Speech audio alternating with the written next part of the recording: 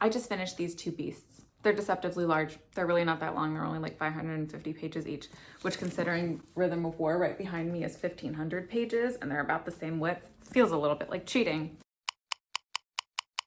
These are the first two installments in Cassandra Clare's first ever adult series. And if you know anything about me, you know that I love Cassandra Clare. Walking into these, I was really wondering, like, can Cassandra Clare really write fantasy for adults? So I just finished them both and I'd love to talk to you about how they actually hold up, not just as Cassandra Clare novels, but as fantasy books. So we're gonna dive into a quick summary, just tell you what they're about. And then I'm gonna talk about how they stack up for the three main pillars of fantasy: character, plot, and world. And then at the very end, I'll give my thoughts, having just finished it, exactly how I feel, what I rated the two books, and get into the spoilers of it all. First and foremost, we should talk about what even is a Castellane and what are the Chronicles. So the Castellane Chronicles are set in, who would have guessed it, Castellane, which is a city-state that is run by the Aurelian family. They are the royal family of Castellane, and their Prince Connor, has something called a sword catcher. So this is someone who is a stand-in for him at royal events. They look the same and they use a tiny little bit of magic to trick your eye into thinking they're the same person. One of the two major POVs in this book is Connor's sword catcher named Kel. And it follows him as he gets pulled into the criminal underworld of the city and has to solve some mysteries and get up to some hijinks to protect his prince. And the other main POV is a girl named Lin Caster who has red hair, because it can't be a Cassandra Clare novel if someone doesn't have red hair. And she runs around the city as the city's best physician, and she gets tangled up in all of this when she is asked to help heal some of the royals super secret and gets pulled into their world. It's a multi-POV fantasy story and it's definitely adult. You have adult themes, you have a lot of drugs, a lot of fighting. One of the main settings for a lot of the action happens at a brothel. And while we don't see anything explicitly sexual in the first book, the second book is the first time that Cassandra Clare doesn't fade to black, which I thought personally was sensational. Wonderful, wonderful, wonderful, wonderful. And while there definitely still is romance, I would not classify this as a romantasy at all. I think it's a romantic fantasy book where there is a romantic subplot that definitely comes to more of a head in the second book, but I would not bill this to someone who is looking for something that is super romance forward. So if it's not romance forward, what is it? That brings us into our first section, character. Who are the people in this world and what are they doing? It's an incredibly important question because frankly, character is what drives these books. It's absolutely not a surprise that George R.R. Martin blurbed the first book because this is very much in a similar vein to Game of Thrones, where you have different noble houses who are competing for power. It's a lot of gossip. It's a lot of stabbing in the back, and most of it is political scheming that is actually driving the story forward. You don't have a big conceit. It's not like there's a magical challenge that has to happen. It's very much there are people gossiping, there are people vying for power, and we are following our two main characters to understand how power is moving throughout the society. So in terms of character, how well do I think Cassandra Clare did? This is frankly her strength, is being able to write people that you connect really quickly to. And when I first read Swordcatcher, when it first came out in 2022, I didn't connect to the characters at all. I thought they were so boring. And it was only on the second time that I was rereading it, specifically because the second one was coming out, that I started to pay a little bit more attention and I appreciated the subtlety a little bit more. All of this drama revolves around the Prince Connor, and the story falls apart if you don't like Connor because everyone is bending over backwards to protect him, especially Kel, the sword catcher. And so if you don't give a shit if Connor lives or dies, all of the hijinks that Kel gets up to protect him, frankly, mean nothing. And so I think that's why the first go around, I didn't really like this. But the second time, I had a deeper appreciation for Connor. He's very much like the frivolous prince who doesn't care about responsibilities but has a rude awakening. Appreciating his character definitely made this a much stronger book. Kel is a really compelling character to drive the story forward because of his internal conflict, because he's two people. On the one hand, he's the orphan that was snatched up from the streets to play the sword catcher. He's no one, he has nothing, he has no money to his name. And then there's the role that he plays among the nobility is that he's the prince's cousin. And he's also frivolous and doesn't care, and they're just best friends who do everything together, but deep down he knows that he's the prince's protector. So he lives a double life already. The life that he lives in front of people, where he's just another noble, and the life that he lives inside, where he's constantly thinking about how to protect the prince. So because of this, he gives us a really critical and sharp insight into all of the political scheming that's happening on the hill. That's what they call the area where all of the nobles are. Everything that's happening on the hill, Kel has a super sharp eye for it, and he's able to critique it. And so being in his POV watching everything unfold is really interesting from this perspective where he's seeing everything as a guard, as a protector, as someone who needs to deeply understand what's going on so that he can protect Connor, but no one knows it. They're careless around him because he's just the prince's silly cousin. So like, how dangerous could he be? Who cares? He gets a lot of interesting exposure to the world because of that double life. And then as he gets more and more involved in the criminal underworld of the city, his story gets even more compelling. But none of it would work if Kel wasn't a well-established character. And I think this time around, I also felt much more deeply connected to him and who he is. Like, I'd say that he and Connor are like pretty well fleshed out characters. But who I think really sold this book for me was the other POV, Lin. So she is a physician. She's from this religious subsect in the city called the Ashkar, and they live in a walled off part of the city called the Salt, and she's only allowed to leave because she's a physician and she goes to tend patients who live outside of their community. Her main motivator is her best friend is dying from what I'm almost certain is tuberculosis. If you haven't read John Green's Everything is Tuberculosis, you should, because you'll see it everywhere now. Another one of her patients in the second book is confirmed to have consumption, but they don't say that her friend has consumption, but she has the like cough and the frailness and no one knows how to cure it. So it's very much giving tuberculosis vibes. Anyway, her best friend is dying. And so she's like, I will do anything to save my friend. That's why she became a physician, and she needs to learn more and more about medicine. And then she realizes she wants to learn more and more about magic so that she can heal her friend. And that's how she gets sucked into this whole world. But the deep love that she feels for her friend is what drives her to make riskier and riskier and riskier decisions and gets her deeper and deeper into this mess. And that love drives her really well. And as a character, it feels like we always know exactly why Lin is doing what she's doing. And she's just like a joy to read about. She's such a strong, fierce, protective woman who also stands up for herself and stands up for what's right and the people around her. And I really connected to her this time around. We also have like a smattering of supporting characters across the universe who are like pretty interesting. I'd say like the one thing is you have 12 noble families who run the economics of this city. So the way that Castellane works is you have 12 charters for the different like imported goods that Castellane makes its money off of because it's a trade city. It's really just a port. That's where all of their money comes from. So it's the 12 noble families that own the charters to be able to import certain goods that have all of the power. And so these are the families that are fighting with each other.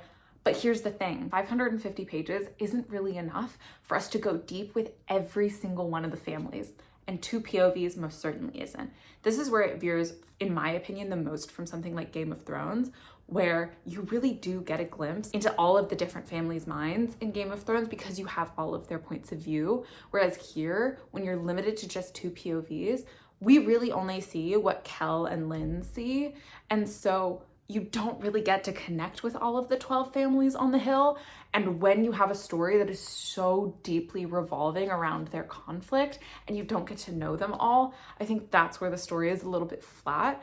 But that has to do 1000% with the style of writing and how she chose to tell this story, and not the fact that it's not well thought out or the characters aren't built. I'm certain that they are, and they never make choices that feel out of character or out of place, but it's definitely a factor when it comes to connecting to all of the characters of this world that you just don't get to see a lot of them. A lot of them aren't even named. You just know that they exist, and that's definitely a weaker point. So yeah, in terms of characters, I think the characters are solid. They are strong enough to carry the story forward, especially in the format in which it is told. They were interesting enough for me to read continuously for 1,000 pages straight. I finished this book. I immediately picked up the second one because I wanted to stay in their world. So the second pillar for fantasy, plot. What's actually happening? As I said before, there isn't a big conceit. It's not like the Hunger Games where you have the Hunger Games that are going to take place. There's not a big event. It's just you're in this world. Everything kind of kicks off when Kel is pulled into the criminal underworld and he has to go investigating to see if he can protect his prince from the nefarious dealings of the criminals who are out to get him. And it becomes very clear that there's a plot to overthrow the royal family, and he has to figure out who it is, and there's multiple criminals, and Everything feels pretty medium stakes. It definitely ramps up a little bit at the end of this book. It's definitely fueled by the characters in the same way that something like Game of Thrones is, where if you try to explain the plot, it's like, so these people are here and they had this conversation, and then those people over there were thinking about this thing, and then because they saw that thing, then like this thing's gonna happen, and like they don't know because he said, as opposed to people are on an adventure, they're traveling somewhere, or some big event is happening. It's definitely driven by the characters. And so for plot, if you don't connect to the characters, you're not going to connect to the plot, especially in this first book. This second one, it definitely picks up because the stakes have been raised. The mystery is on a different level. She's grown the world nicely. There is a little bit more of a countdown. There are like bigger events that are happening in the world, but it's definitely not driven by the plot. It's driven by the characters. And so if you're the kind of reader who picks up a book and wants to be swept along by a magical premise and wants to go on a rollicking adventure or wants to see big magical trials, this is the opposite of that. And so, like, I don't think it's necessarily a bad thing, but these aren't books that you read because they have like really fast moving plots. The plots are really just the characters. And then lastly is the world. Look. I don't want to be a hater. I don't. But this is just Renaissance Europe. It's not medieval, it's Renaissance. Castellane is Rome, right? We talk about the ancient empire that used to be there, and there's the Colosseum, and like the only difference is it's a little bit closer to the ocean than actual Rome is, right? Like this one's on the sea as opposed to like a 30-minute drive away from it. That's the main difference. You're in Rome. And the rest of the world, here's the map. Let's go through some of the country names. You have Genjo-san, that's obviously not Korea. You have Schengen, that's obviously not China. You have Hind, that's obviously not India. You have Marikent, that's obviously not Northern Africa. You have Heidelheim, that's very much not Northern Europe. You have Sarth, that's not the rest of Italy. You're just in Eurasia. She didn't build the world so that you're on a continent that is vastly dissimilar to anything that you've seen on Earth, like you would see in something like the Stormlight Archive. It's very much like kind of plug and play, like she took countries and different cultures.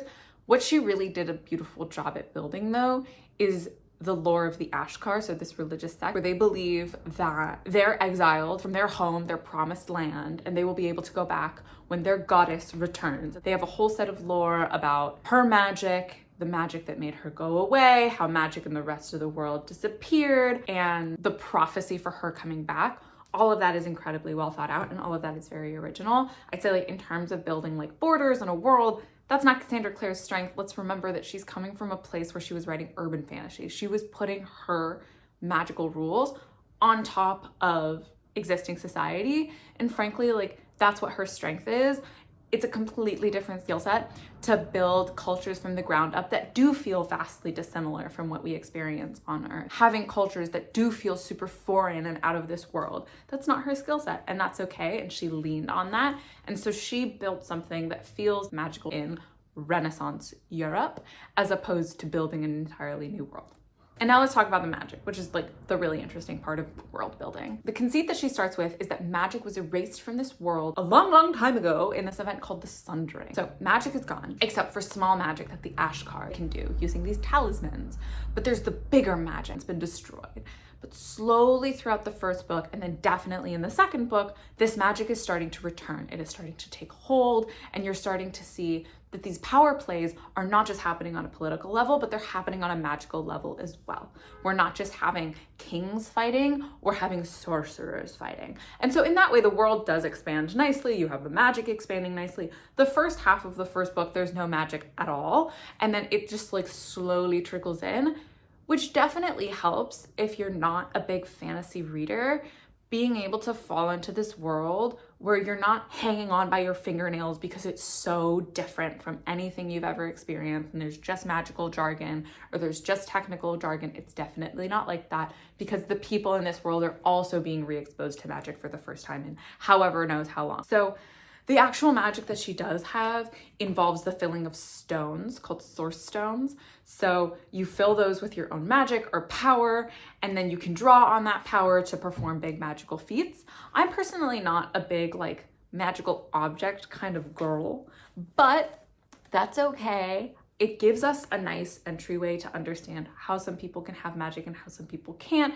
And it's another mystery that Lin, who's our entryway into this world of magic, it shows us how she's uncovering her own power without the stone, how she uses the stone, how the stone works. She's figuring it out as we are. And it's a really nice entryway for us to figure out how she's using her powers and how she can interact with the world around her. And this stone and its role in her life also is a big setup point for the third book. So like, I think it's an interesting premise. It's very much a soft magic system where they can pull power from the stone, and the limits of what they can do is very much not defined. There's a lot of fire magic, which is like kind of abstract.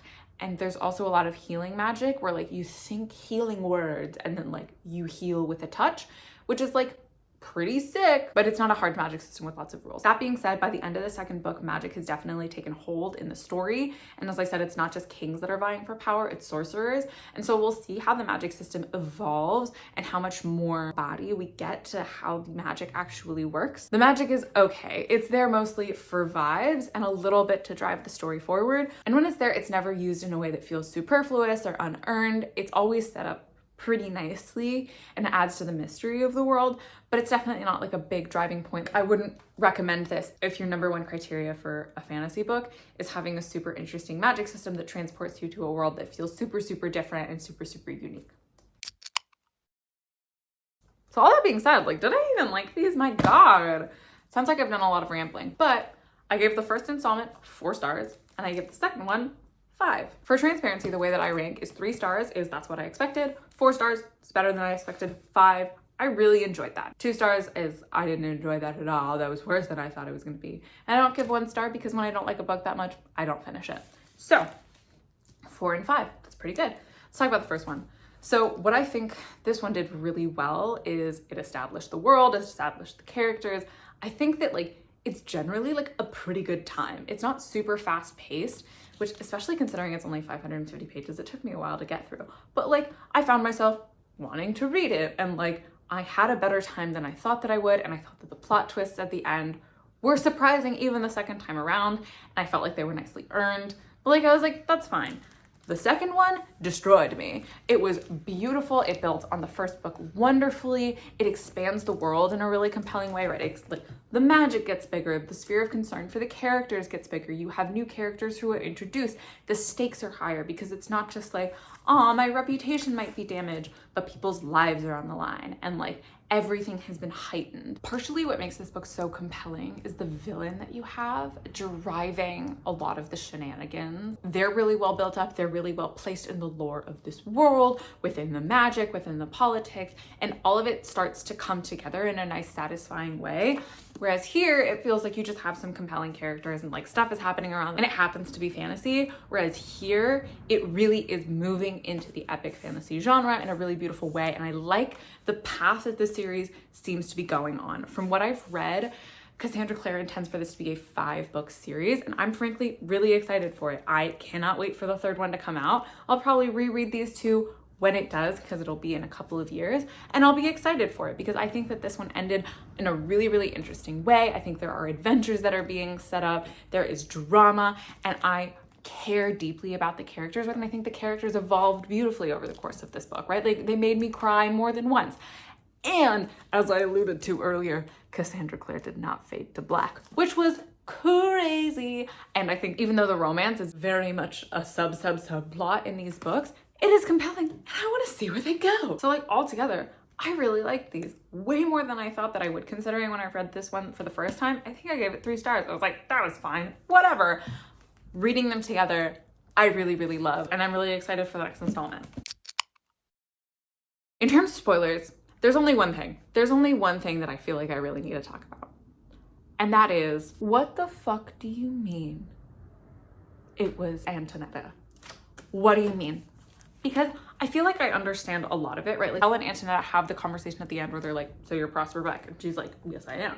How did you know? And like, he kind of goes through it and I see some of the signposts, but the big thing that I don't know, maybe I missed it, is like, why did she collect all of Connor's debts in the first book? Like, why would she make that grievous of a move against the royal family? Like, that's never actually explained, because that was the inciting incident for all of this, is that like Connor was going to lose his reputation. He was going to have to step down and he was being held hostage by Prosper Beck. Why would Antonetta do that? But like, that's giving her some bargaining power, but like not a ton. She's being a terrorist. So like, that's the only thing that I don't necessarily understand, which is like, what was the impetus for her taking that action? I totally understand why she would want to become a criminal mastermind. Like, hell yeah, you have a ton of power and you have the freedom to do whatever you want and you're building an empire for yourself. The rest of it I get. It's just that first action against Connor, I don't know if they really explained it in this one. I don't think that they did. I think they kind of glazed over that. And she'll probably explain it in the next book, where like, we still don't really understand what's driving her or how she runs all of her criminal enterprises and really what all of her motivations are. It's still like, we just got a peek under the curtain, but there's so much more to be revealed. But that's the only thing where I was like, what? In terms of a character-driven fantasy story, I couldn't have asked for better. This destroyed me emotionally in all the ways that I wanted to be destroyed. And so like, all in all, do I think that Cassandra Clare can write adult fantasy? Yeah, I think she can. Do I think that she's as good at it as she was at writing YA fantasy? No. I mean, look, let's not compare the quality of writing in this to City of Bones. That's her first trilogy. That stuff is ass. It's Draco Ginny Weasley fanfiction. It is insanity. Like, that is not the bar that we're talking about. We're talking about her more recent works. I'd say the work that she's put out in the last 10 years, writing in the Shadowhunters universe. I think there she has a good command of character and plot and world, and she understands the Shadowhunters very, very deeply. She understands what makes that series work, and she's able to deliver at a super high level every single time. And so this, I think, was a big gambit. It's very different from her. It's very different from the Shadowhunters. At first glance, it doesn't showcase her strengths as an author. I think those really come to fruition in the second book as she found her footing in the world and also as she let things build, right? It's a slow burn, but I think eventually you get there. Thank you for listening to me yap about some books that I enjoyed. And I hope that you guys have read something that you've enjoyed recently too. Let me know down below what you've read recently that you like.